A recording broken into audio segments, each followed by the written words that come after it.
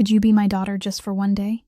Marin Ashby went still in the middle of the room, the evening medicine tray still in her hands.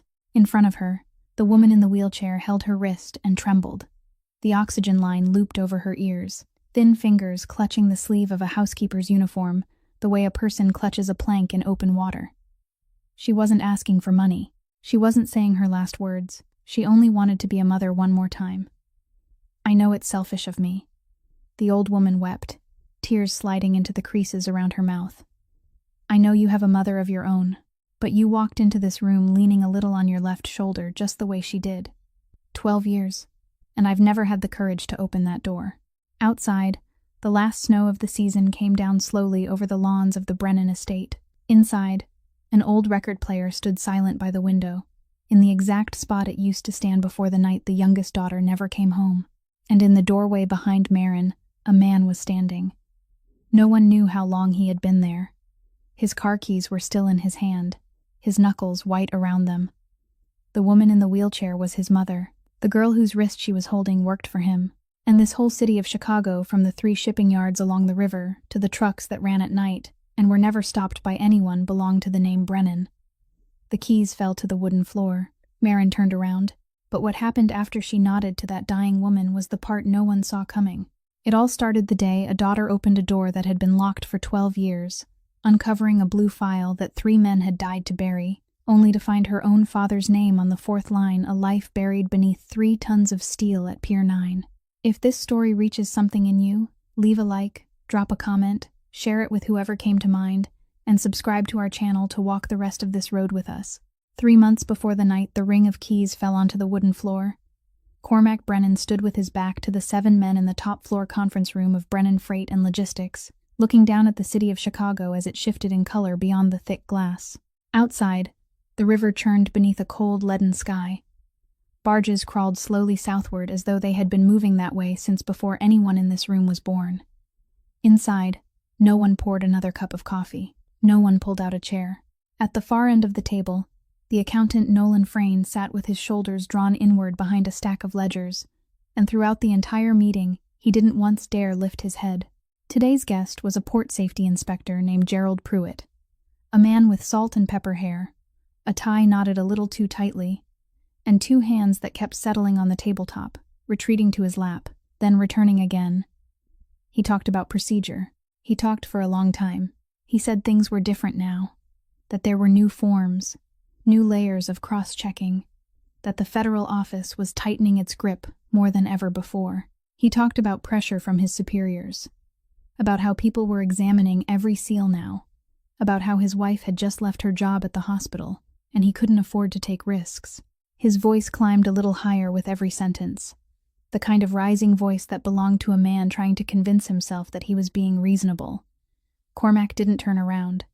He let the man finish. It was one of his habits, and the men seated in that room had learned long ago that Cormac Brennan's silence wasn't empty space. It was a scale. When Gerald Pruitt finally ran out of words, and the only sound left in the room was the low hum of the heating system inside the walls, Cormac turned around. He didn't sit down. From the folder in front of him, he removed 2 sheets of paper, laid them on the polished tabletop, and gently pushed them toward the seated man. Not quickly, not forcefully, just enough for the papers to slide directly into his line of sight. The first was a copy of the mortgage agreement on his house in Beverly, with 22 years still left to pay. The second was a pension statement from the Port Authority, bearing his name, his retirement age, and a column showing medical benefits for his spouse. Gerald Pruitt lowered his eyes. He didn't touch the papers. His fingertips curled against the tabletop, as though he had just brushed against something colder than he had expected. Cormac spoke, his voice remaining at exactly the same level, without rising even half a note. You've got 11 years left before retirement. I like working with people who still have a lot of years ahead of them. They tend to calculate more carefully. The conference room became so quiet that someone could hear a pen rolling softly across the tabletop before coming to a stop. Gerald Pruitt looked up at Cormac, and in that moment, he understood something he would lie awake thinking about later that night. The man standing in front of him hadn't threatened him at all. He had simply shown him his own life, neatly arranged on 2 sheets of paper, and left him to do the rest himself. Pruitt took a pen from his breast pocket. He signed. His signature trembled on the final stroke. No one in the room stood up. No one touched him, and no one said another word to him. Cormac gave the slightest nod, and Barrett Kilgore rose to open the door for their guest as though he were seeing out an old friend.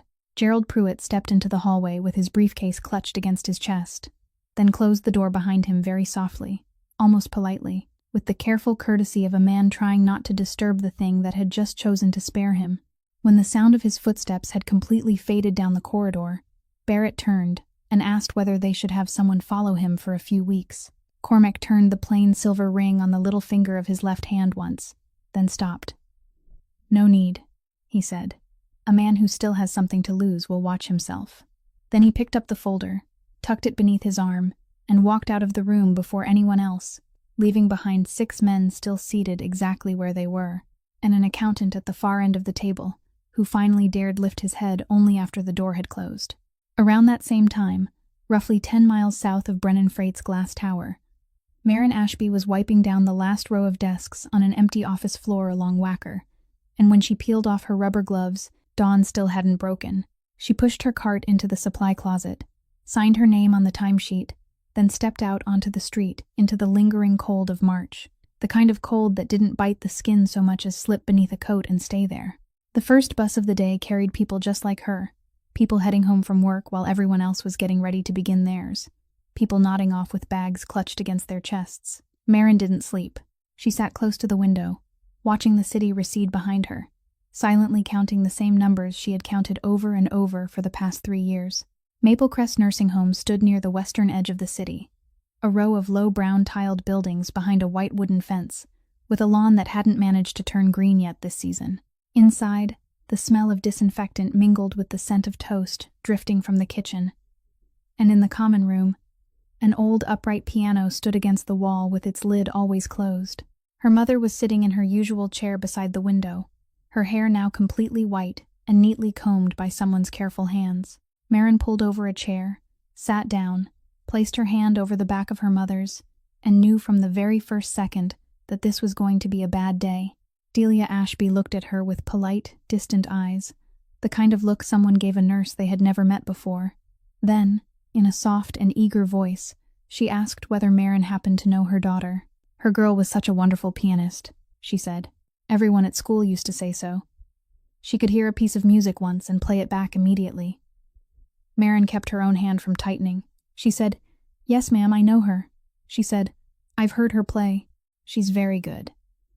Delia nodded, pleased, then turned back toward the window and began telling her about some winter recital whose details she remembered almost entirely wrong.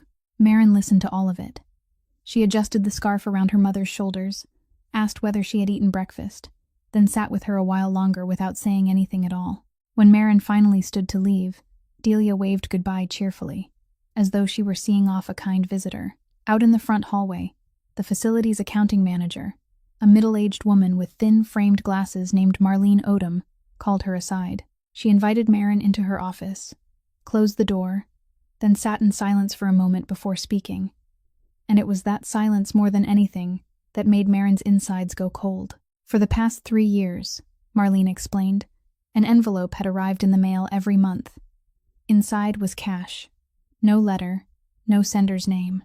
And the amount had always matched Delia's bill exactly. Not a penny short, and not a penny over. This month, the envelope hadn't come. Marlene pushed a notice across the desk. 30 days. After 30 days, if no one paid the balance, the facility would be forced to begin the process of transferring Delia to a city-run public home on the south side, where the waiting list was so long that people often waited an entire year. Marin stared at the paper without reading a single word. In a voice so steady that it surprised even her, she asked whether anyone had ever come in and paid in person. Marlene thought for a moment, then stood and took an old visitor ledger from a cabinet, its blue cover worn at the corners, and flipped backward to the earliest pages. Once, a very long time ago, almost at the very beginning, during the first month, a man had come in and paid cash. He had stood at the counter for less than 5 minutes and hadn't asked for a receipt. His signature was a scrawl no one had ever been able to make out, not even a single letter. In the box, asking for his relationship to the patient, he had written 3 words, pressing the pen so hard into the paper that the marks had nearly cut through. Nothing at all. And in the box for a contact number, He had left a string of digits. Marlene pointed to it and said she had tried calling once, only to thank him, but the number led to a switchboard. Marin bent over and stared at that number for a long time. She had seen it before. It was printed beneath the trailers that rolled along the expressways every night. It was stamped across the sides of containers stacked along the river. It was everywhere in the city, so common that people had stopped noticing it at all. Brennan Freight and Logistics. That evening, in their 2-room apartment on the 3rd floor in Bridgeport, Wes sat at the edge of the kitchen table listening as his sister told him everything. Then he stood up and said he would take the semester off. A warehouse out near the Beltway was hiring for the night shift, and 3 months of work would be enough to cover the bill. Marin said no. He told her she couldn't carry everything by herself. She still said no, and this time she said it in the tone he knew meant there was nothing left to argue about. That night, she sat for a long time beside the window with her phone resting in her lap. She didn't have a plan. She only needed money, and she wanted to know. The next morning, in the job listings at an employment agency she still checked every week, there was an advertisement for a live-in maid for a family on the North Shore. Discretion required. Care for an elderly person. The pay was 3 times what she was making now. Marin filled out the application, signed her name, and didn't ask why anyone would pay so much. They called her back only 2 days later, and on Monday morning that week, Marin stepped off the bus at the beginning of the paved road leading into the North Shore, pulling a cloth suitcase with worn handles behind her. The iron gates, taller than a man, opened without a sound. Patches of late-season snow still lay untouched across the long lawn because no one had walked through them. The house stood at the end of the drive, silent as a church whose doors had been locked for years. And in that stillness, the sound of the suitcase wheels rattling over the gravel seemed so loud that Marin finally lifted it and carried it. The woman who opened the door had silver hair pinned neatly into a bun, a straight back, and an apron so perfectly pressed there wasn't a wrinkle in it. Her name was Gwendolyn Pike, and she didn't offer Marin her hand. She led her down the hallway, always half a step ahead, never looking back, speaking in the flat, measured voice of someone reading a sentence rather than explaining house rules. "In this house," she said, "no one asked where the money came from. The east wing didn't open. The door was locked, and the key wasn't kept anywhere Marin could reach it. And one last thing." At the foot of the staircase, Gwendolyn stopped and turned to look at Marin for the first time since opening the gate. No one surprised Mr. Brennan twice. Marin asked what happened the first time. Gwendolyn studied her for a moment, then said that the first time, people were still allowed to leave through the front door. Marin's room was in the attic, beneath a sloping ceiling, with one small window overlooking the roof of the greenhouse behind the garden. At noon, B. Nowak, a woman in her 40s who ran the kitchen, pressed a sandwich wrapped in wax paper into Marin's hand and told her to eat so she'd have some strength. Then she lowered her voice and added 3 things she said she'd learned from 11 years in that house. "Do your work. Don't ask anything you don't need to ask. And don't look the boss directly in the eyes." Marin asked why. B shrugged and said it wasn't because he would do anything to her. It was because he would remember her face. And in this house, being remembered wasn't always a good thing. That afternoon, Marin was taken upstairs to meet the lady of the house. The bedroom door on the 2nd floor stood open only a hand's breadth. Inside, the room was dark. There was the faint sound of a breathing machine, and a woman's rough, hoarse voice came from somewhere beyond the doorway, telling them to leave it there and go away. Gwendolyn didn't seem surprised. She told Marin to place the tray on the small table outside the door and record the time in the logbook. Then she added that Marin was the 5th one, meaning the 5th person hired to care for the woman in the past 3 months, and none of the 4 before her had lasted more than 3 weeks. The first night passed quietly until close to midnight, when Marin carried a tray of medicine and a glass of water along the 2nd floor corridor. She wasn't used to the thick carpet. The toe of her shoe caught on its edge, and the tray slipped from her hands. The porcelain cup shattered against the wooden floor, the crack of it rising all the way to the ceiling before disappearing into the heavy silence of the house. And Marin dropped to her knees, her heart pounding in her throat as she hurriedly gathered the broken pieces into her palms. A door opened at the far end of the hallway. She looked up and saw a man step out, still wearing a black wool coat, his hands bare. He didn't ask what she was doing there. He walked toward her, bent down, and picked up the largest shard of porcelain with his bare hand, carefully, the way someone might pick up something that could still be useful. Then he asked her name.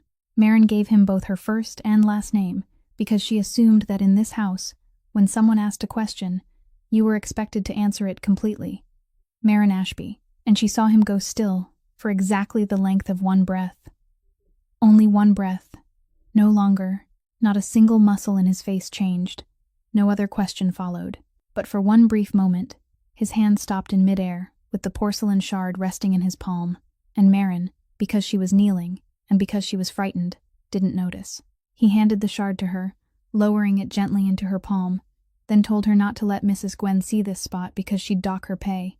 After that, he stood and walked straight down the stairs without looking back, and the front door closed behind him so softly that Marin thought she might have imagined the sound. She remained sitting on the floor for a little while longer, still holding the broken pieces in her hands, unable to understand why she was trembling so badly when the man hadn't raised his voice even once. That same night, inside the car beneath the blue glow of the dashboard, Cormac called Barrett Kilgore and asked who had approved the new employee's file. Barrett said the lady of the house had. The silence on the other end lasted so long that Barrett finally asked whether he wanted someone to run another background check. Cormac looked through the car window at the house standing dark behind the rows of bare trees, and at last he said, "Leave it alone." Then he added one more sentence, more slowly than the first, "And don't let anyone touch her." The next morning, Gwendolyn handed Marin a typed sheet listing the lady of the house's medication schedule, and at the bottom, written by hand in blue ink, was a short note saying that if she refused to eat, Marin was to report it immediately and not try to coax her. Bea told her more in the kitchen, speaking softly while she chopped onions, that the first caregiver had been dismissed for opening the curtains without permission, the second for telling Maeve that she had to keep fighting for her son, the third for turning on the television, and the fourth simply for standing at the foot of the bed and staring at her too long. The lady of the house was named Maeve Brennan, and in 3 months she had sent all 4 of them out the door, without raising her voice even once, exactly like her son. That afternoon, the lunch tray was carried upstairs and brought back down untouched. Dinner was the same. The afternoon blister pack still held all 4 pills inside their plastic compartment, and the glass of water beside it was still filled to the same mark. Marin didn't say anything to anyone. Late that night, she went down to the kitchen, reheated a bowl of thin chicken soup, chopped a little parsley into it, and carried it upstairs. She knocked twice, waited, heard no answer, and opened the door anyway. Inside, only one lamp was on in the corner. The woman sat in her wheelchair with her back to the door, facing the window, the oxygen tubing looped over her ears, both hands resting motionless in her lap. Marin didn't walk around to stand in front of her. She didn't open the curtains, didn't turn on another light, and didn't ask how she was feeling. She went to the small table against the wall, set the bowl of soup near the edge, laid the spoon horizontally across a paper napkin, then stepped back once. In the same ordinary voice she might have used to talk about the weather, she said that if Maeve got hungry later, it would still be there. Then she turned, closed the door behind her, and went downstairs to finish the rest of her work. The old woman didn't say a word. As Marin left, she heard behind her the faintest sound of someone shifting position in a wheelchair. Nothing more, and she didn't turn around. That night, she slept for 4 hours. The next morning, when she went upstairs to clean the room, the bowl was sitting exactly where she had left it, near the edge of the table, with the spoon still lying across the paper napkin. It was clean. There wasn't a drop left at the bottom. Marin picked it up, placed it on the tray, and carried it downstairs. She didn't say anything to Bea. She didn't say anything to Gwendolyn either, when the older woman asked how Maeve had been the night before. Marin only said, "Fine, ma'am," then went to wash the tray. At lunch that day, she brought up another bowl, a different dish this time, and did exactly what she had done the night before. Set it near the edge of the table, laid the spoon across the napkin, stepped back once. She didn't say anything this time because this time, nothing needed to be said. By the afternoon, when she returned for the tray, more than half the bowl was gone. On the third day, the woman in the wheelchair spoke to her for the first time. She didn't turn around. She only asked which number Marin was. Marin said, "I'm the 5th, ma'am." The old woman asked how long she thought she would last. Marin answered, "I haven't thought about it. I've only been here 3 days." The old woman said nothing more, and Marin didn't ask anything else. She set the bowl down, placed the spoon beside it, stepped back, and left. 4 days later, on a Saturday afternoon, Marin brought up the blister pack as usual. She placed it neatly beside the glass of water, then did something no one had told her to do, and no one had forbidden. She left the room. She didn't stand at the foot of the bed. She didn't linger in the doorway. She didn't stay in the hallway listening. She went straight downstairs and folded towels in the linen room for 20 minutes. When she came back upstairs, the afternoon compartment was empty, all 4 pills gone, and the glass of water was half empty. Marin picked up the glass, washed it, turned it upside down on the rack, and didn't say a single word about it to anyone in that house. In the second week, Gwendolyn assigned her to clean out the basement storage room, and she made it clear that Marin was only to clean, not throw anything away without asking first. It was cold down there, with a low ceiling, dust covers that had faded to the color of ash, and in the farthest corner, behind a stack of cardboard boxes filled with old curtains, Marin found a record player sitting on a rosewood stand. The dust on its lid was so thick that when she pressed a finger against it, she left behind a groove as clear as a chalk mark. Beside the player stood a box of vinyl records stored upright, their glossy paper sleeves peeling at the edges, and on top was a piano record that someone had carefully slipped into an inner sleeve and then forgotten there. Marin stood looking at it longer than she needed to. That afternoon, she wiped away the dust with a damp cloth, cleaned every groove in the wood, then carried the player upstairs to the second floor with both hands, taking the stairs slowly, one step at a time. She set it on the low table beside the window where the light fell, and she didn't say a word. The old woman sat in her wheelchair a few steps away, turned her head to look, and Marin saw both of her hands tighten around the edge of the blanket covering her lap. "That thing's been broken for 12 years, she said, her voice dry as a door that hadn't been opened in a very long time. Marin was still bent over, adjusting one of the table legs until it sat evenly, and she answered as lightly as though they were talking about a kettle. "Then I suppose it's had enough rest, ma'am." The old woman didn't say another word. That evening, Marin asked Bea if she could borrow the toolbox kept in the cabinet beneath the sink, and she sat on the floor of her room until late into the night, removing the cover from the player, taking out the needle that had bent and broken at the tip, cleaning the sliding track, and placing a single drop of oil on the spindle. Inside the old record box was a small paper envelope containing 3 replacement needles, yellowed with age but never used. The next morning, she carried everything back upstairs, and this time she did all of it right in front of the old woman.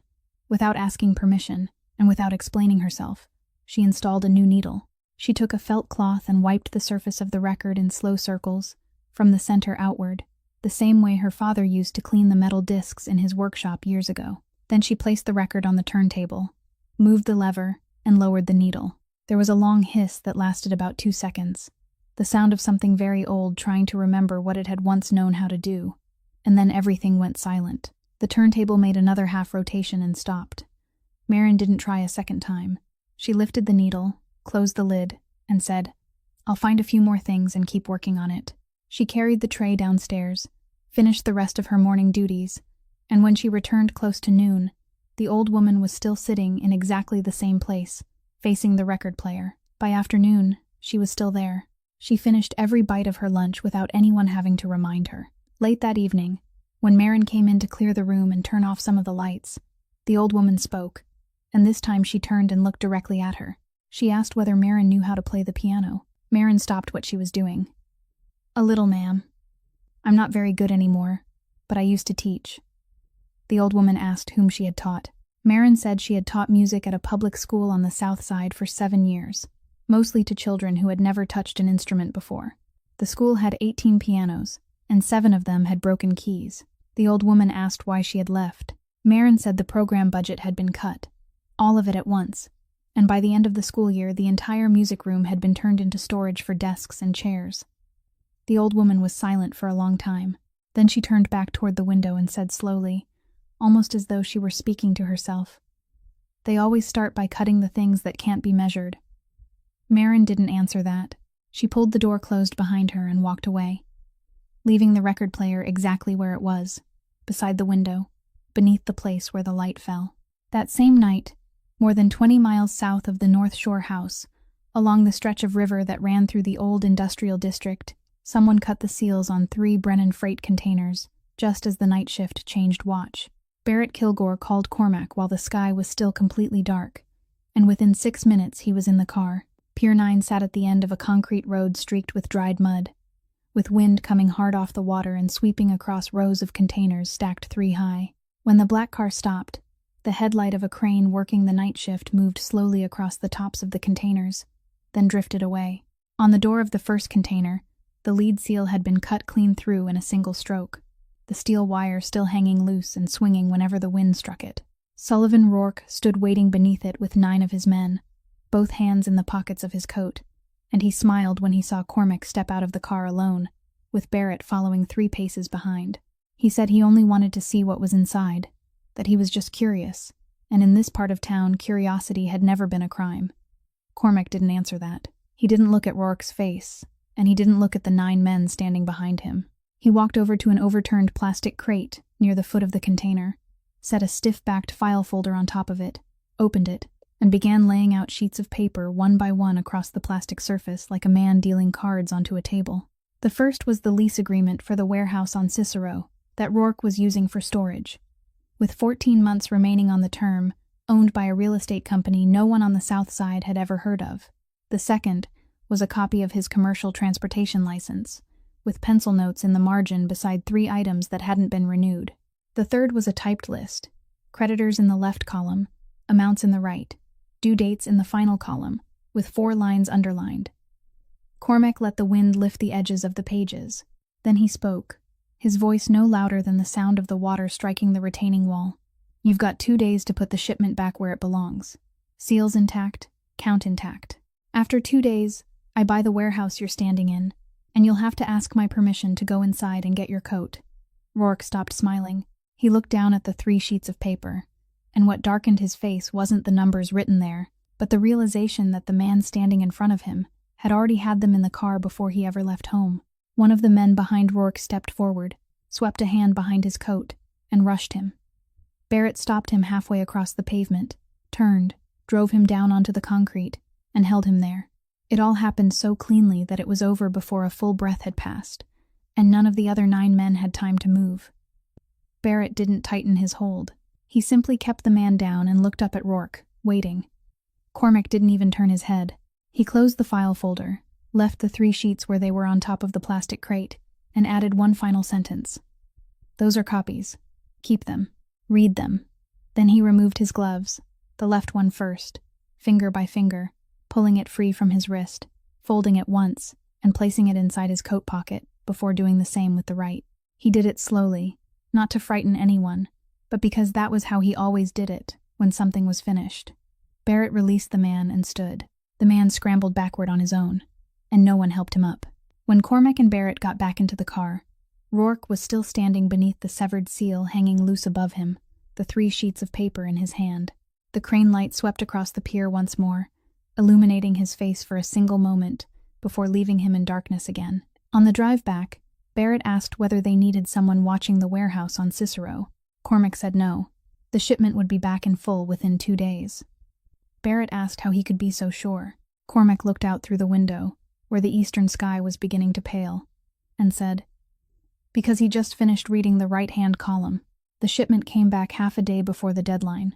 Seals intact, count intact, exactly as Cormac had said it would. But along with the cargo came a question no one in the company wanted to ask aloud, and that was how Rourke's men had known exactly which 3 containers were worth cutting open out of more than 40 sitting at the pier that night. It took Barrett 4 days to trace the answer. The man's name was Emmett Doyle. He had worked as a route coordinator for Brennan Freight for 9 years, and owned a small repair shop on Ashland that he had opened with his savings, and a loan he still hadn't finished paying off. He hadn't taken any money from Rourke. He had only talked in a bar after 4 drinks, wanting to sound like a man who knew things, and the price of sounding like a man who knew things was something he had never thought to calculate. That evening, Cormac sat in his first-floor office with the door left slightly open, and he made 3 phone calls. The first lasted less than 2 minutes. It was to someone at a local bank, about the loan on the repair shop on Ashland, and about the small clause printed on the back of the agreement that allowed the lender to demand payment in full if the borrower's employment status changed.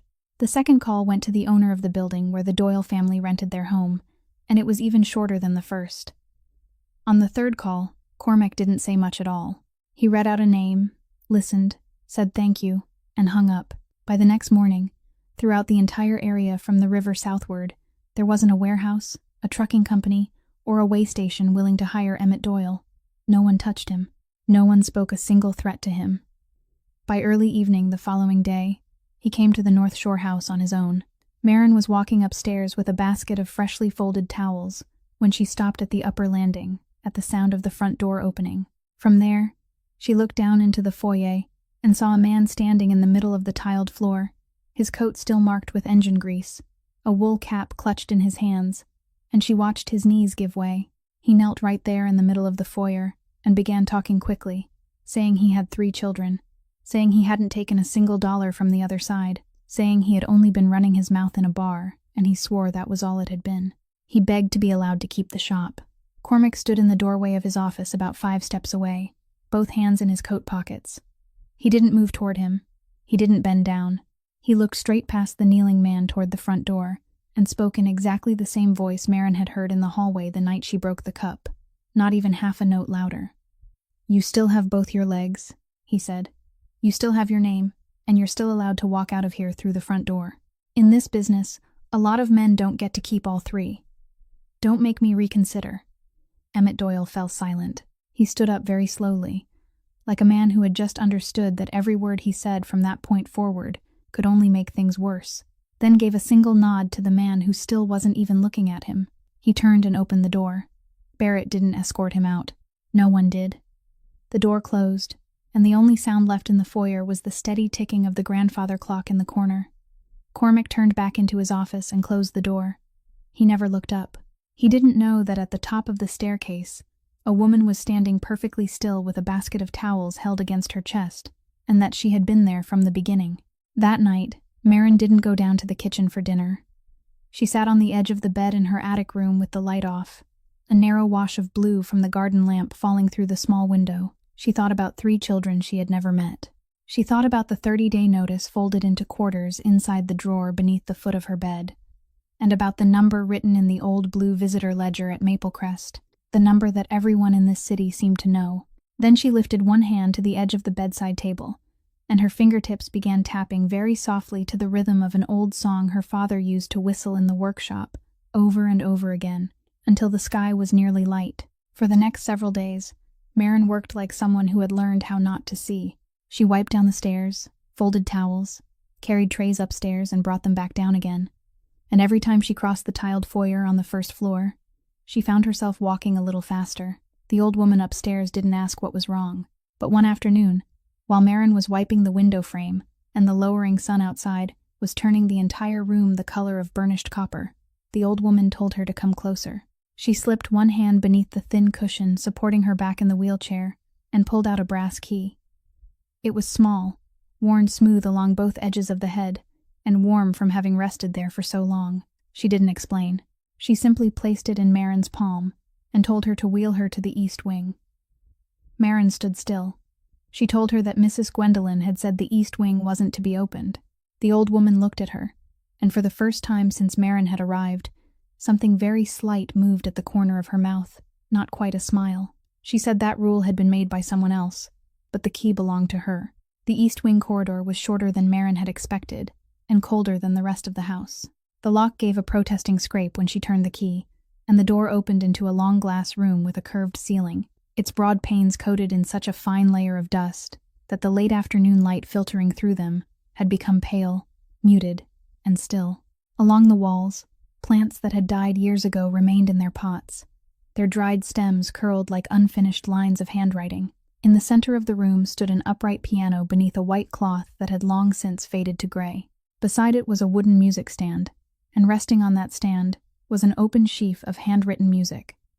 The ink faded with age, the staffs continuing neatly until halfway down the second page, where they stopped in the middle of a measure, with no final bar, nothing after it.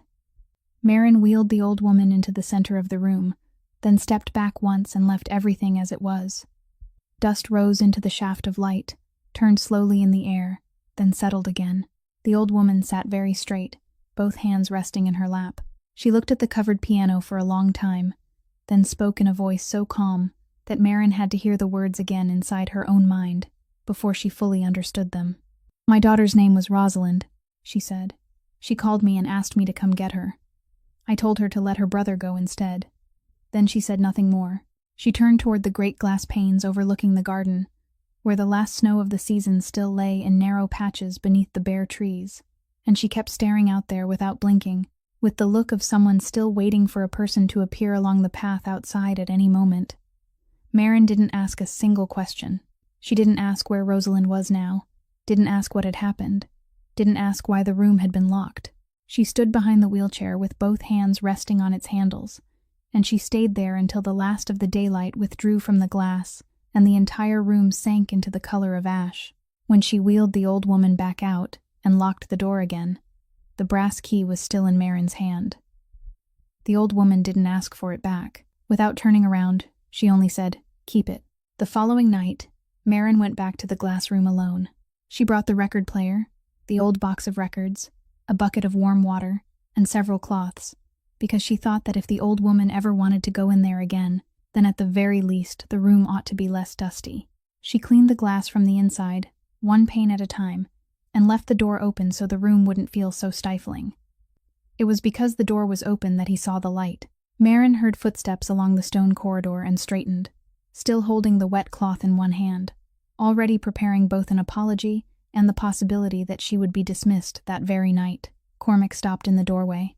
He looked inside, at the piano beneath its cloth, at the music stand, at the dead plants in their pots, and he stood there so long that Marin thought he would turn away. Then he stepped inside. He walked past her as though he hadn't seen her, went to the piano, and sat down on the low bench in front of it. He didn't remove the cloth. He didn't place his hands on the lid. He only sat there with his elbows resting on his knees, looking down at the wooden floor. Marin didn't ask anything. She didn't leave either. She set the cloth on the rim of the bucket, sat down on the brick step at the far end of the room, and waited, because she had learned in that house that there were certain silences which, once broken, might never open again. He spoke first. He said people had told him the girl had gone out that night, and for 12 years he had let them say it that way. Then he told her the truth. Rosie hadn't gone out for fun. She was 19, in her second year of college, and for the entire week before that night, she had kept asking him questions he had dismissed as a child's curiosity. Why did the company trucks run that route at that hour? Why were there shipments that didn't appear on the schedule? Why were there names on the paperwork that she had never once heard anyone mention at home? He had brushed her off. He had patted her on the head. That night, she sat down at the desktop computer in their father's study, found the folder where the cargo manifests were stored, and printed them.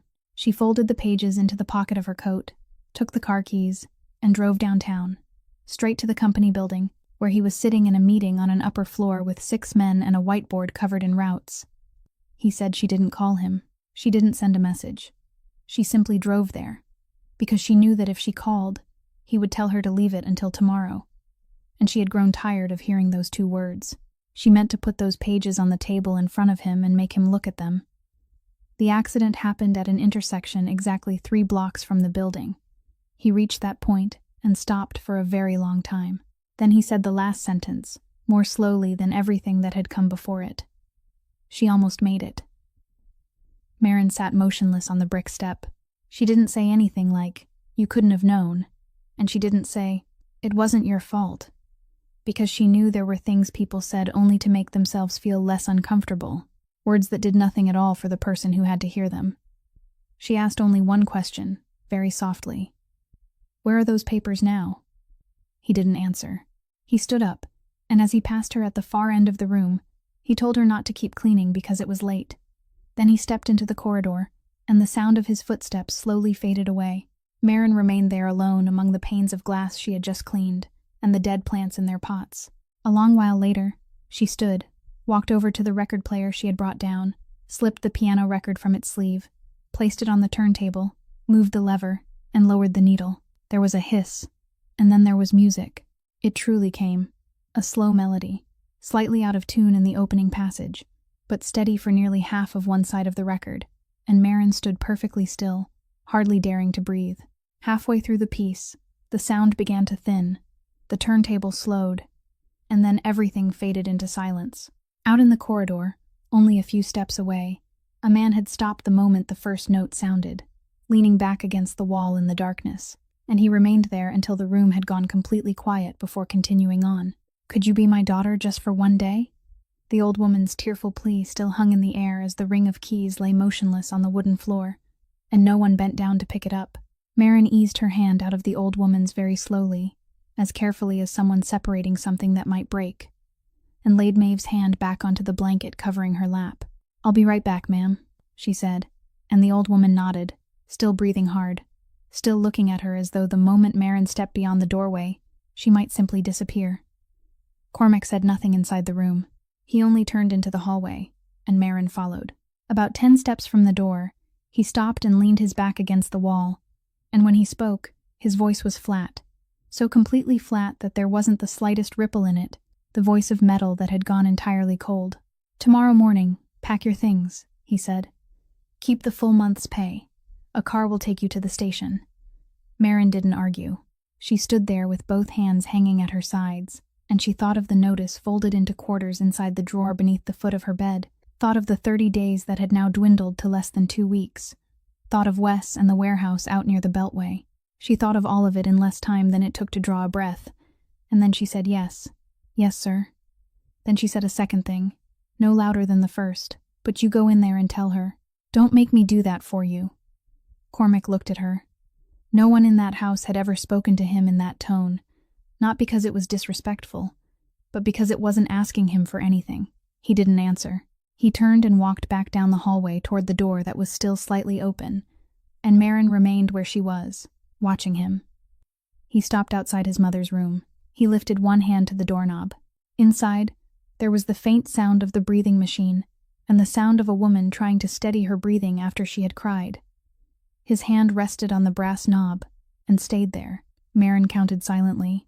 She counted past 30. He didn't turn the knob. He didn't knock. At last, he lowered his hand, walked straight past the door, went downstairs, and the door to his first-floor office closed behind him. That night, Marin packed. She didn't have much. One cloth suitcase and a paper bag holding an old pair of shoes. She folded her uniform, laid it neatly on the table, and placed the brass key on top because she thought it wouldn't be right to keep it. Then she sat on the edge of the bed in the dark, and she didn't cry. She simply sat there, while beyond the small window, the glass-house roof behind the garden lay silver beneath the moonlight. It was very late when someone knocked on her door. 3 knocks.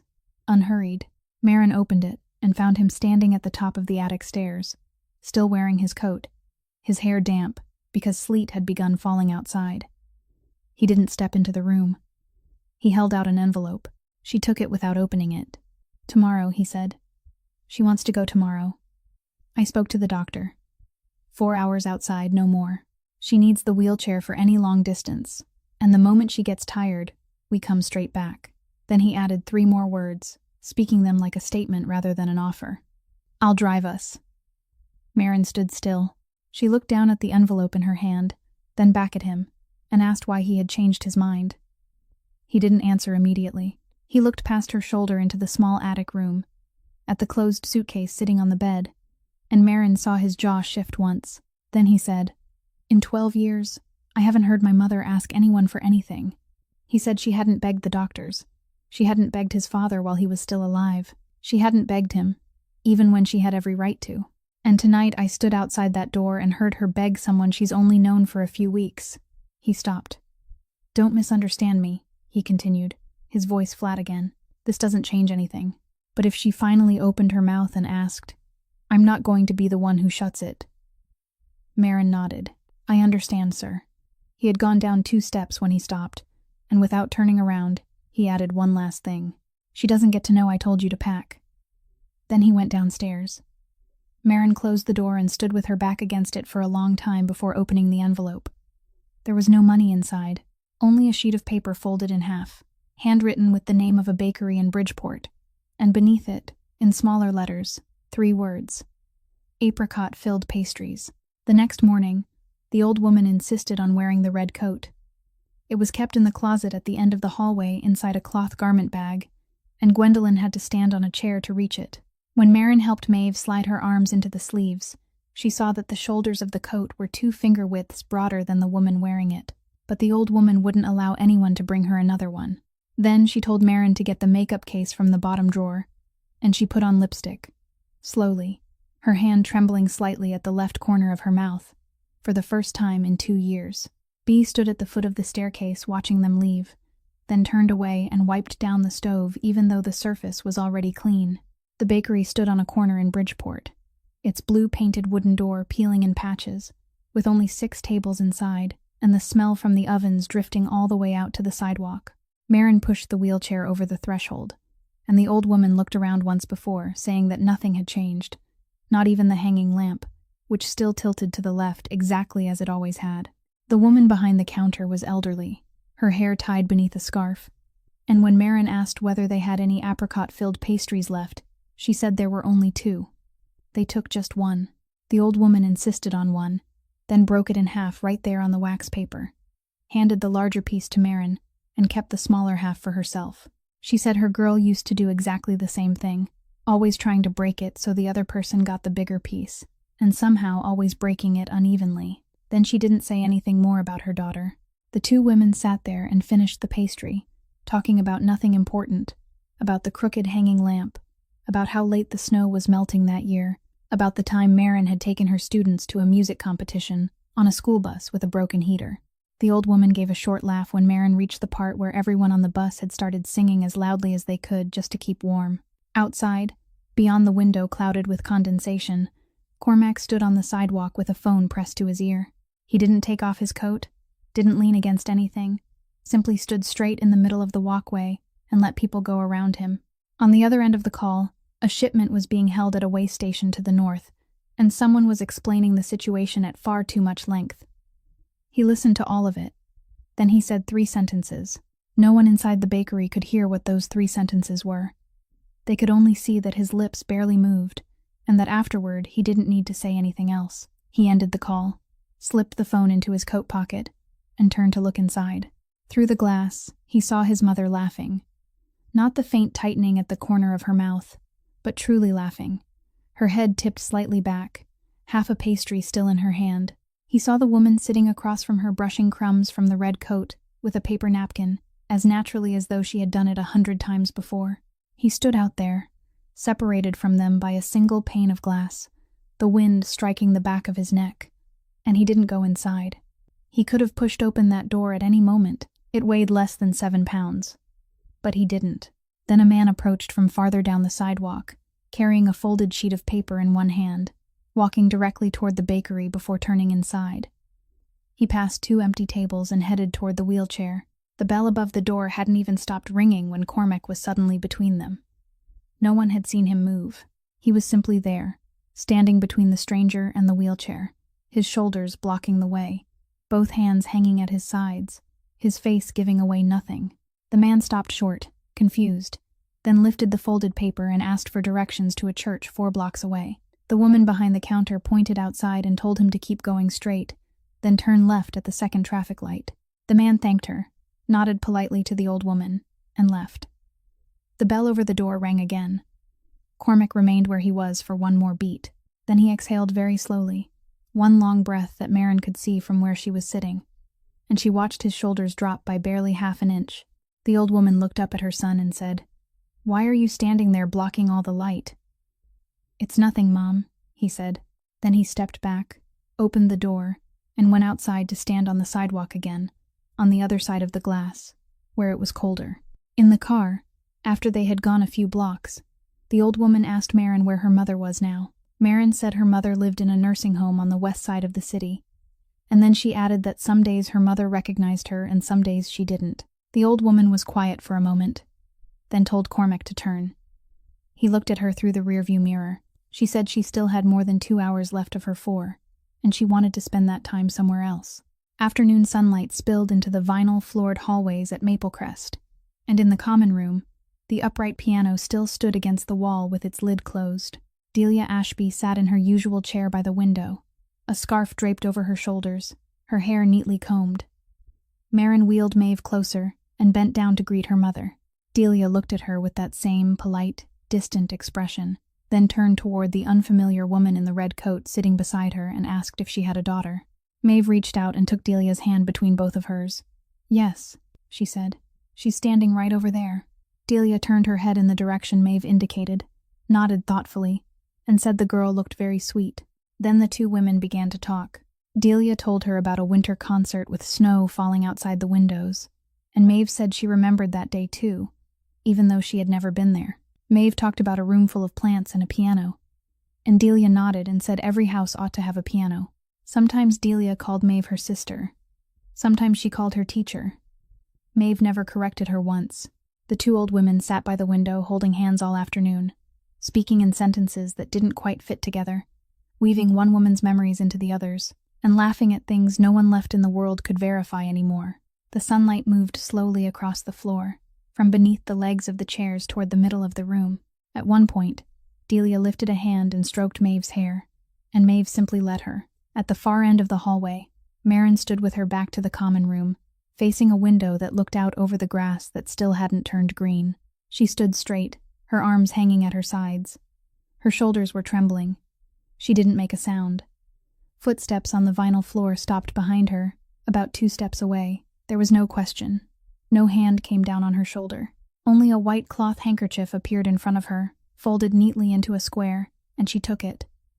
Cormac didn't say anything. He didn't stay beside her for long.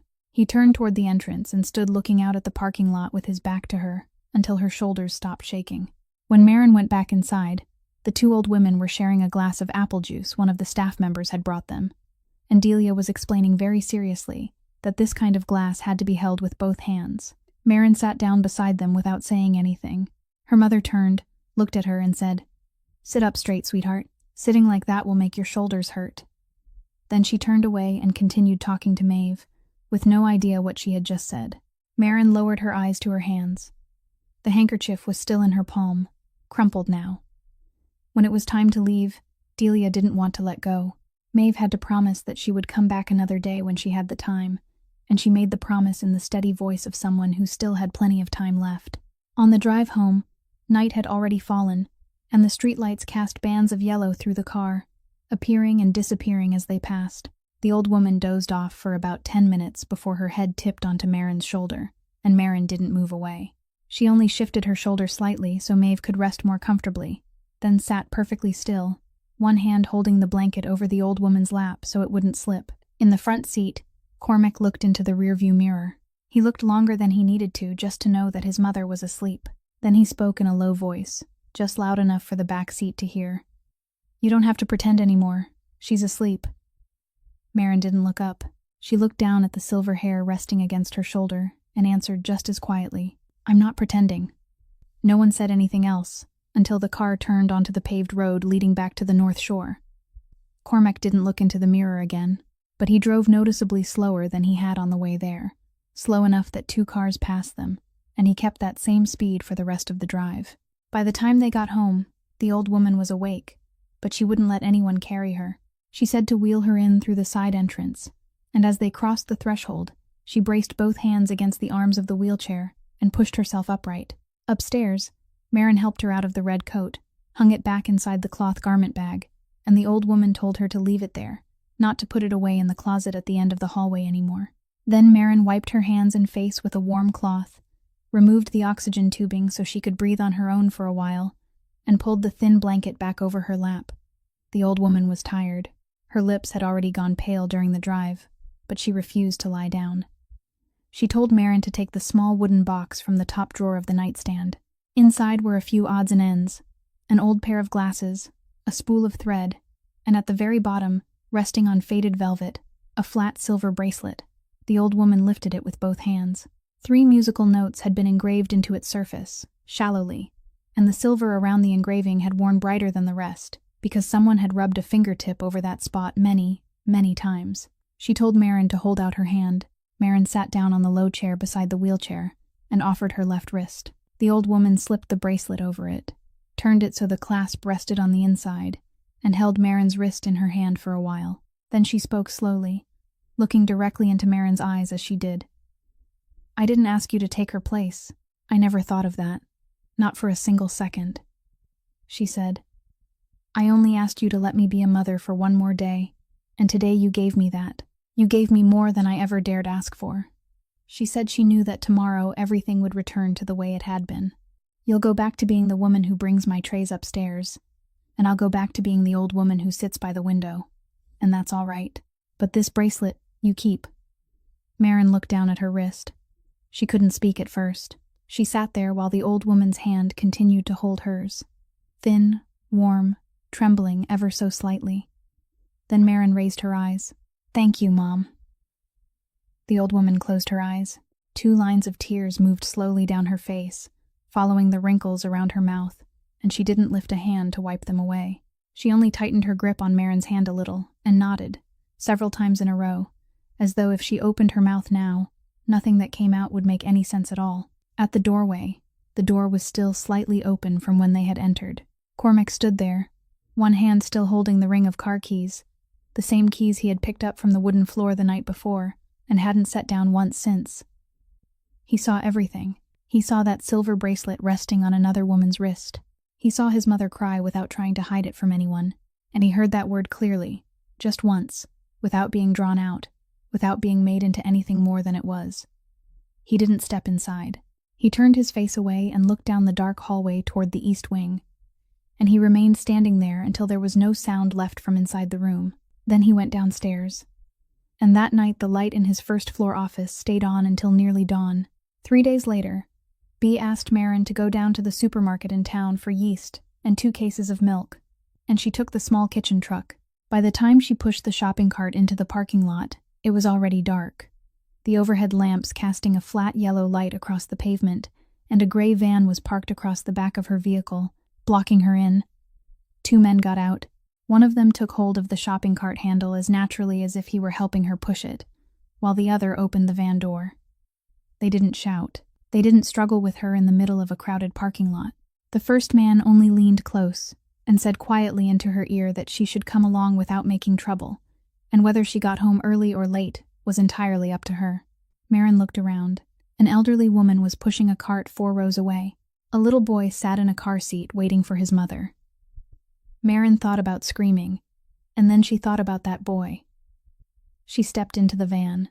Bea called the house close to 9 o'clock that night, when the kitchen truck was still sitting in the parking lot and Marin wasn't answering her phone. Barrett called Cormac at 10. Before dawn, they knew the van, knew the license plate, knew which direction it had gone, and knew about the warehouse on the west side of Cicero that had kept its lights burning all night, ever since the seals were cut at Pier 9. Barrett said, "We've got 11 men. If we go now, we can make it." Cormac didn't answer. He called Sullivan Rourke. Rourke picked up on the first ring, his voice alert, as though he had been sitting beside the phone all night waiting for it to ring. He said he hadn't touched her. He swore it, that she was sitting in the workers' break room with a cup of coffee and a blanket, and that he had even ordered his men to leave the door open. Then he gave his terms. "You come alone. You bring no one and nothing with you. And you sign over Pier 4. You sign it yourself, in the middle of the warehouse floor, in front of every man I have." Barrett heard it over the speaker and immediately said no, that this wasn't about the pier. Cormac said, "I know." The warehouse in Cicero was tall and empty, smelling of engine oil and metal dust, and Rourke's men stood in 2 rows along the aisle from the rolling door to the middle of the floor, about 20 of them. Cormac walked between those 2 lines alone, empty-handed, his black wool coat buttoned all the way up. No one touched him. Someone whistled once near the end of the line. Rourke waited beside a makeshift wooden table. On it lay a stack of documents already typed, complete with a notarized seal and a witness standing beside them. Rourke said, "I knew you'd come. You could break through the doors of this warehouse in 4 minutes. Your men are better than mine. Everybody knows that. But you still walked in through the front door." Cormac didn't answer. He looked toward the far end of the warehouse, where the break room door stood slightly open and yellow light spilled into the darkness, and he could see the shape of someone sitting in a plastic chair with a blanket draped around her shoulders. Then he bent over the table. He read the first page. He read every word, skipping nothing. He turned to the second. Rourke held out his pen. Cormac didn't take it. He pulled his own pen from his breast pocket and signed. He wrote his name on the final line, slowly, beneath the warehouse lights, with 20 pairs of eyes watching him, and he didn't say a word.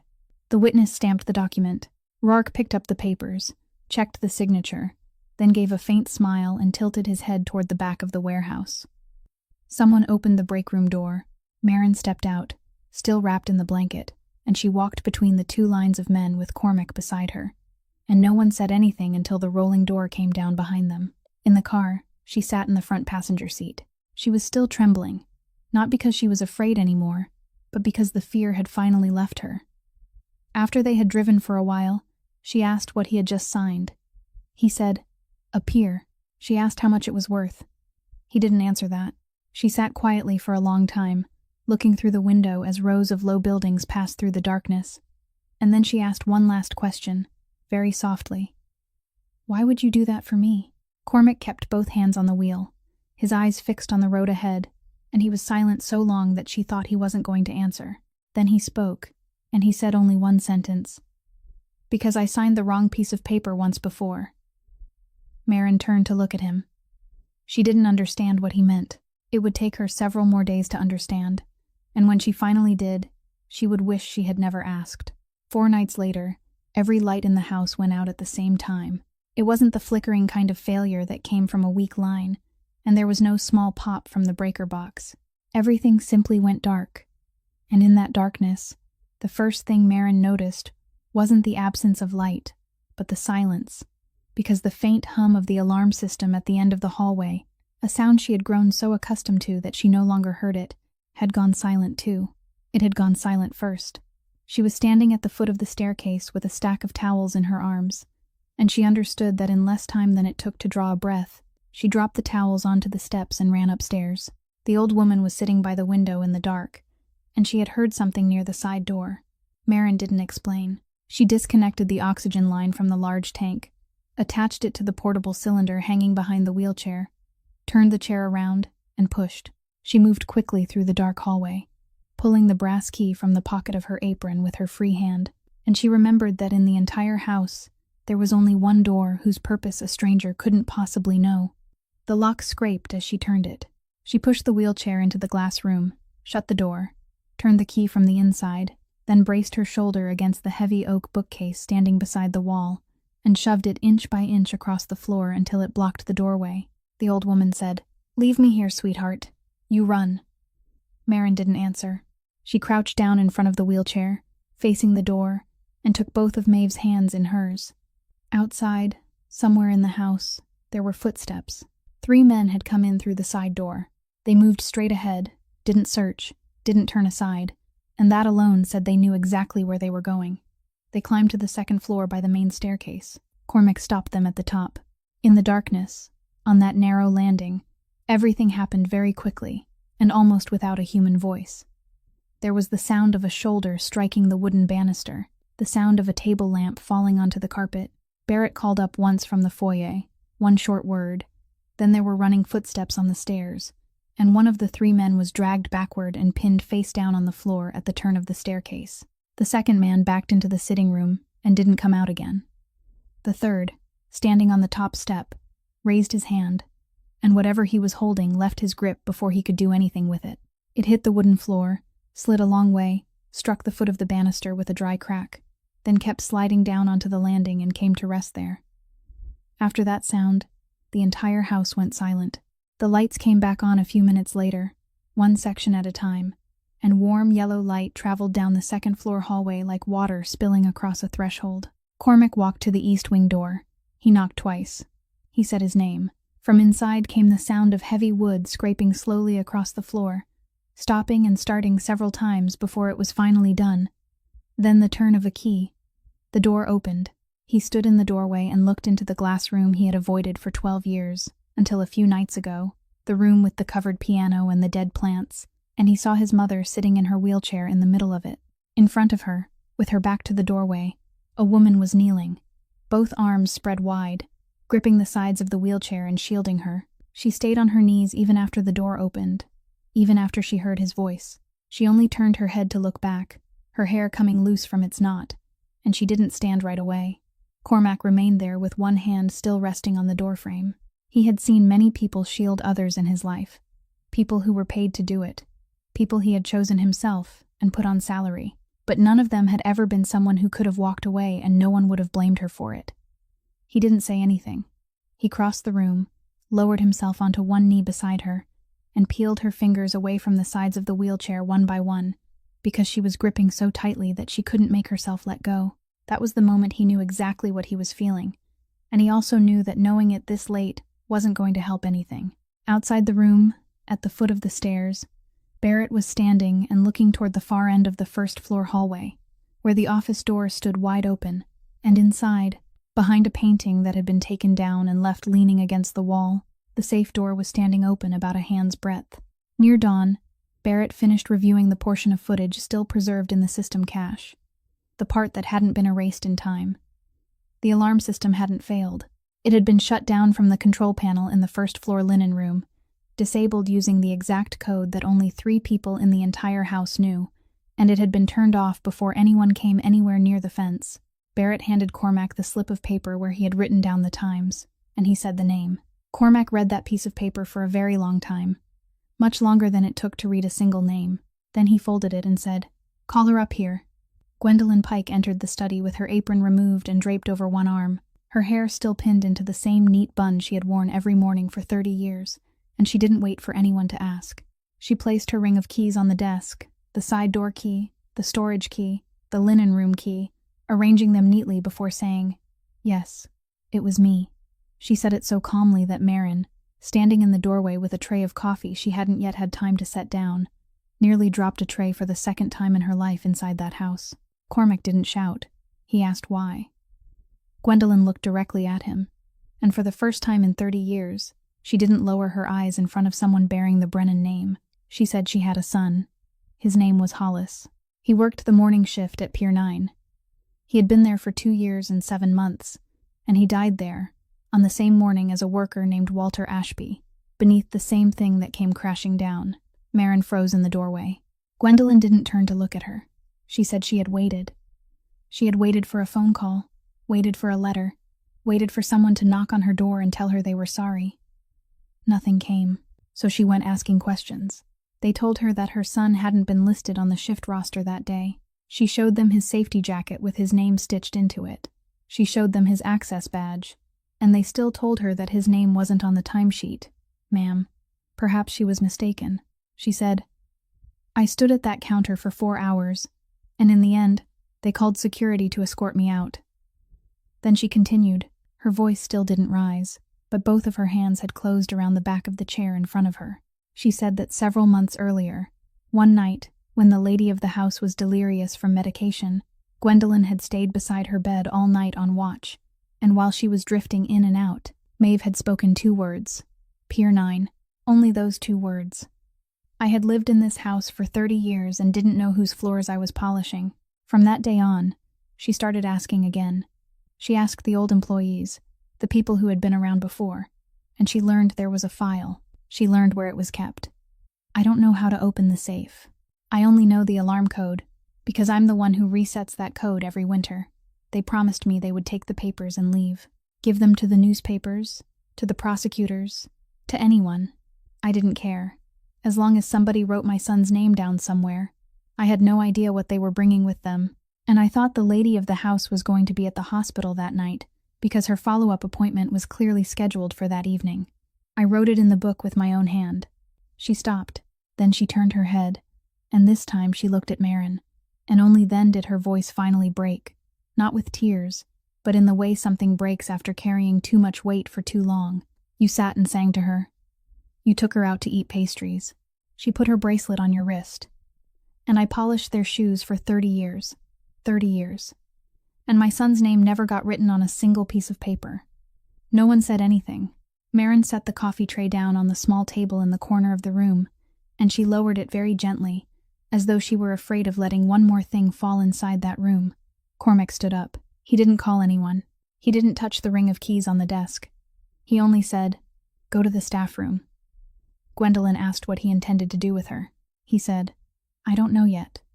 Then he added, his voice noticeably rougher than it had been at the beginning, "Don't go anywhere tonight, and leave the keys there." When the door closed behind her, Cormac remained standing in the same place for a long time. Then he turned toward the painting, leaning crookedly against the wall, and looked at the safe door, still standing open by exactly a hand's breadth. That afternoon, Marin was told to put the study back in order, because there was no one left in the house to give the job to. She set the desk lamp upright, gathered the papers scattered across the floor, and when she went to move the painting back into place, she saw that the safe door was still slightly open. There was no money inside, no gold. Nothing like the things people imagined would be kept in the safe of a house owned by a man like him. There was only a thick blue file, about 2 finger joints deep, with a small handwritten label stuck to the spine bearing 2 words, Pier 9. Marin hadn't intended to open it. She stood there with the file in her hands for a length of time she would never later try to measure, and then she opened it. The first page was a technical report. The hoisting cable on crane number 2 was 14 months overdue for inspection. 3 separate requests for replacement had been pushed into the following quarter, and in the final conclusion, all of those details disappeared, leaving only 5 words. Operator error during handling. The next page was a list. 11 lines, each with a name, an amount of money, a recipient's signature, and a printed statement agreeing not to file a complaint, not to make public statements, and not to provide information to any third party. The 4th line read Ashby, Walter J. Beside her father's name was an amount, and the recipient's signature box was blank because no one had ever come to his family asking them to sign. On the final page was an order closing the case.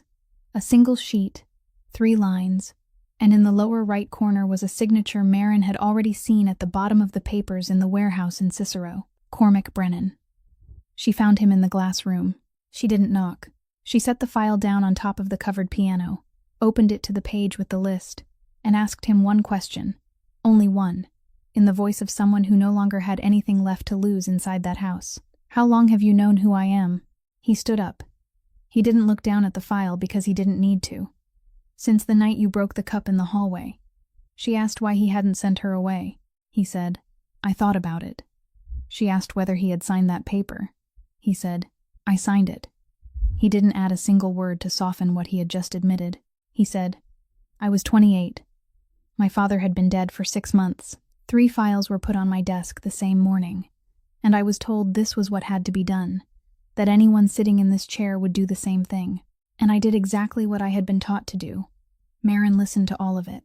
Then she picked up the file, and because her hands were shaking, several papers slipped loose from the clip, and something else fell out from the middle of the folder and landed on the floor, a small leather notebook worn at all 4 corners. She bent down and picked it up.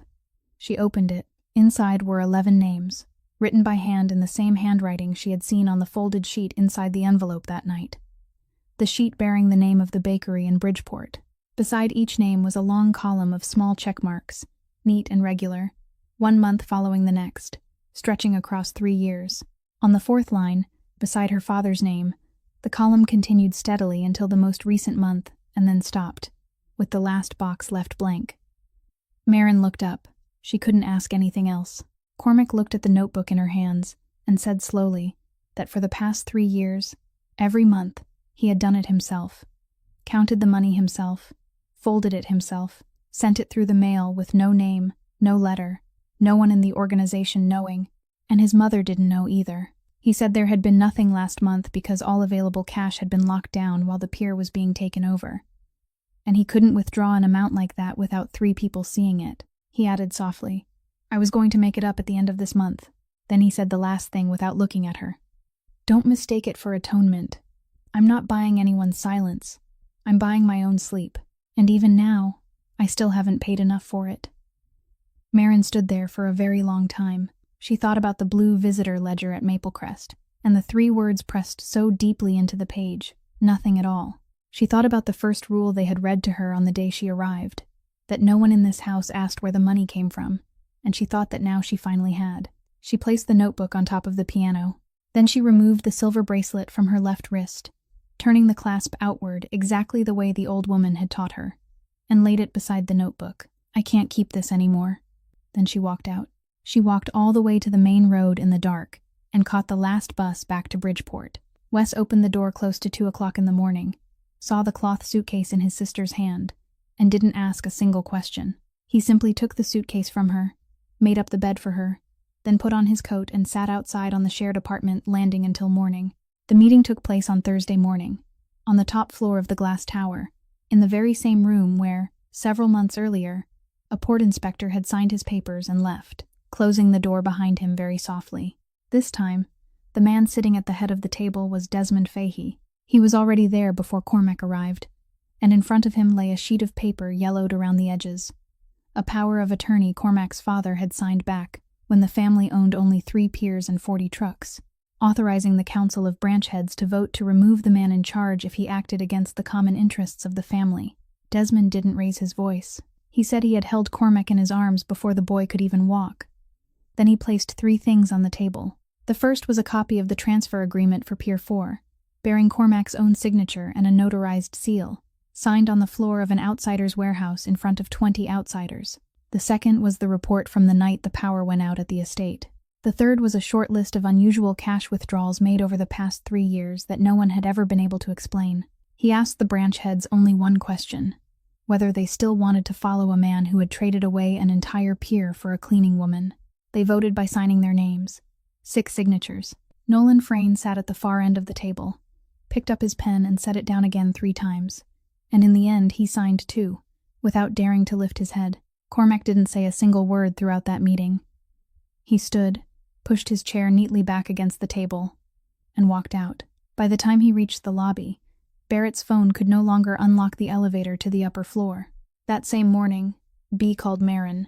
She managed only 3 sentences before her voice broke. She said the lady of the house was very weak now, that she had needed the large oxygen tank all through the night, and that this morning she had insisted on going into the glass room instead of staying in bed.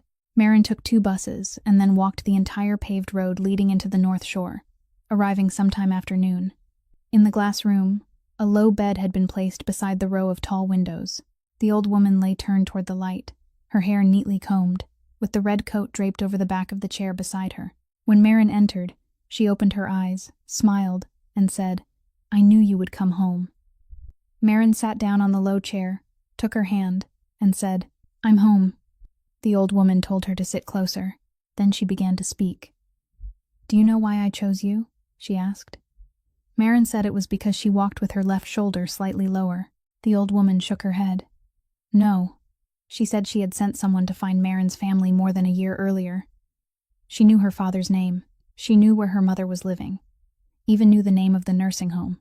She knew her younger brother was planning to leave school. That job advertisement, I had them place it at the exact employment center you visited every week, and I offered 3 times the usual salary to make sure you would apply. Your application, I approved it myself." She continued, her voice breaking between phrases because her breath was short, saying that the file in the safe hadn't been put there by her son. She had told Nolan Frayne to make a copy and bring it home to her. She said that boy was afraid of everyone in the company, but he wasn't afraid of her, because in 30 years, she was the only person in that house who had never threatened him even once. Then she said she had been the one who put the file inside the safe, and she had been the one who pressed the brass key into Marin's hand, because she knew that once that one door opened, everything else would begin opening on its own. Marin couldn't speak. She managed only one question. "Why didn't you do it yourself?" The old woman looked out through the windows, where the dead plants still stood in their pots, and she said, "Because I'm his mother." She said, "I stood by and watched my husband teach him how to sign papers like that before he was even old enough to drive, and I said nothing. I stood there and watched him sign them, and I still said nothing. For 30 years, I believed silence was the way I protected him. I was wrong. Silence only protected me."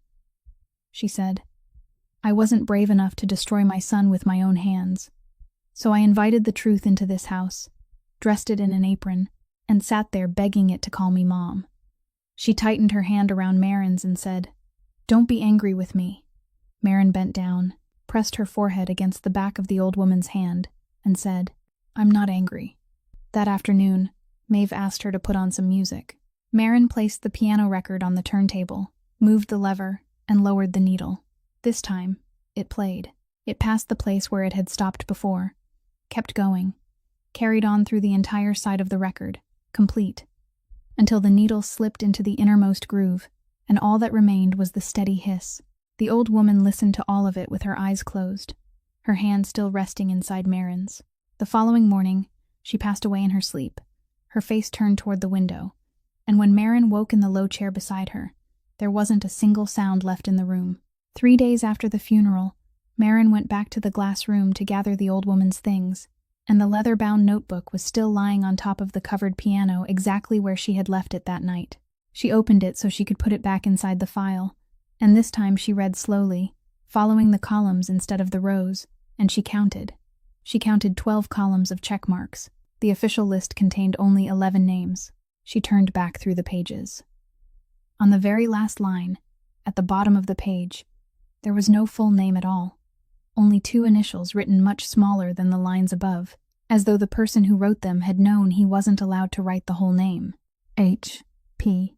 And the column of check marks beside those 2 initials ran steadily through all 3 years, 1 every month, without a single month missing. Even during the months when everything in that house had been falling apart, Marin sat down on the brick step at the far end of the room and remained there for a very long time with the notebook open across her lap. That afternoon, she went down to the staff room. Gwendolyn Pike was packing her belongings into a cardboard box. 30 years of her life inside that house fitting into exactly 1 box. Marin didn't say anything. She only placed the notebook on the table, opened it to the final page, and pointed to the 2 initials. The older woman bent over and looked. She read them, then read them again. She asked what the column meant, and Marin said, "Each mark is 1 month, ma'am." Then Marin told her that the envelope she had been receiving for the past 3 years had been sent by the man downstairs, mailed without a name, and that he couldn't write her son's full name on any official paper, because doing so would expose the fact that the timesheets had been altered. Gwendolyn straightened, still holding a half-folded towel in one hand. Then she lifted her other hand to cover her mouth. For 30 years she had stood straight in that house, 30 years without lowering her eyes before anyone, and all of it collapsed in the space of a single breath. She dropped heavily onto the edge of the bed, the towel slipping from her hand, and she began to sob aloud, the broken sobbing of a woman who had held it back for so long that when it finally came out, it no longer knew how to come out cleanly. Marin sat beside her, placed one hand against her back, and stayed there until darkness fell. During those same days, in the office that was now the only place in the building he still had the right to enter, Cormac read the Pier 9 file again from the first page to the last, without skipping a single line, something he hadn't done in all those years because he had believed he already knew what was inside it. And he found a name he had never paid attention to before. Ray Muldoon, a port safety inspector. The man who had written 3 words by hand in the margin of the technical report. "I won't sign." He truly hadn't signed it. Inside the file was a copy of the company vehicle assignment sheet for that week, and the car that had been sent for him that day had been dispatched under an order bearing a signature in the lower right corner, Desmond Fahey. The incident had been recorded as an accident, and no one had ever investigated it to the end. Cormac sat motionless in front of that page for a very long time, remembering that Desmond had been the one who placed those 3 files on his desk the morning he was 28. The next morning, Cormac called the federal prosecutor's office. They offered him a deal before he had even finished his second sentence. Give them the entire network, the names, the routes, the books, and he would receive full immunity from prosecution. Not a single day in prison. He could sign the agreement there and walk out through the front door that very evening. He listened to everything. Then he said no. He said, "None of the 11 people on that list were asked what they wanted. I don't need to be asked either." The first name he gave them was Desmond Fahey. Weeks later, in the hallway of the federal courthouse, the 2 men passed each other, and the older man was the one who stopped first, opening his mouth as though he were about to say something about family, about 30 years, about who had carried whom in his arms when he was a child. Cormac didn't let him finish. He only said, "You taught me that a name on paper was an expense. I was slow to learn, but I learned it in the end." Then he kept walking. He didn't turn around, and that was the 3rd time he broke the final rule of that house, the rule that said no one surprised Mr. Brennan twice, because this time, the person he surprised was himself. The following spring, in a small lakeside town just across the Michigan state line, there was a music room that opened every Saturday morning on the ground floor of an old building overlooking the water, and on the wooden sign hanging outside the door, someone had painted the words Rosalind Music Program by hand. That morning, 14 children sat cross-legged in a circle on the wooden floor, each of them holding 2 wooden spoons, while Marin stood in the middle of the circle counting the beat with her hands. Every few measures, one child would strike at the wrong moment, and the whole room would burst into laughter. Then everyone would start again from the beginning, and every time it was a different child missing a different beat. Wes had gone back to school the previous fall, and every Saturday morning he arrived half an hour early to set out the chairs. In the corner of the room near the window, Delia Ashby sat in an armchair with her hands resting in her lap, and today was a good day. She watched her daughter moving around the wooden floor, and when Marin looked up, Delia called her by name, the right name, and said, "You're counting a little too fast, sweetheart."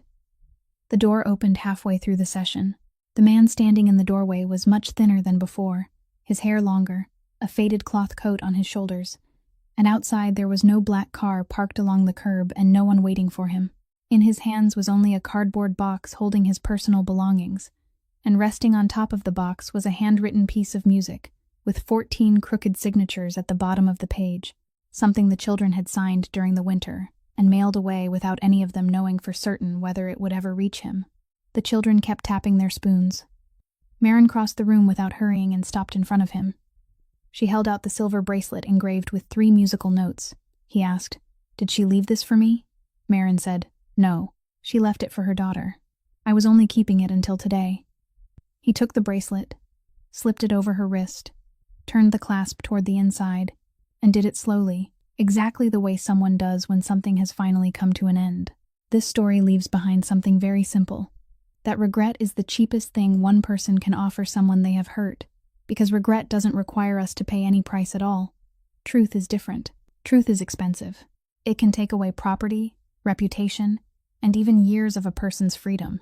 But only the truth can give a lost person back their name, and only the truth can give those who remain alive the right to begin again. In this life, the most frightening thing isn't that we were once wrong. It is that we leave that wrong sitting silently in a drawer year after year and tell ourselves that it happened a long time ago. Nothing in the past is ever truly past as long as someone is still waiting to be called by the right name. If today's story touched something in you, please subscribe to our channel, leave a like, and share this video with the person who came to your mind, so that every day we can bring you more stories worth hearing. How did this story make you feel? Which person will stay in your memory the longest? And if you were in their place, what would you choose? Please leave a few lines in the comments. We truly hope to hear the feelings that come from deep within your heart.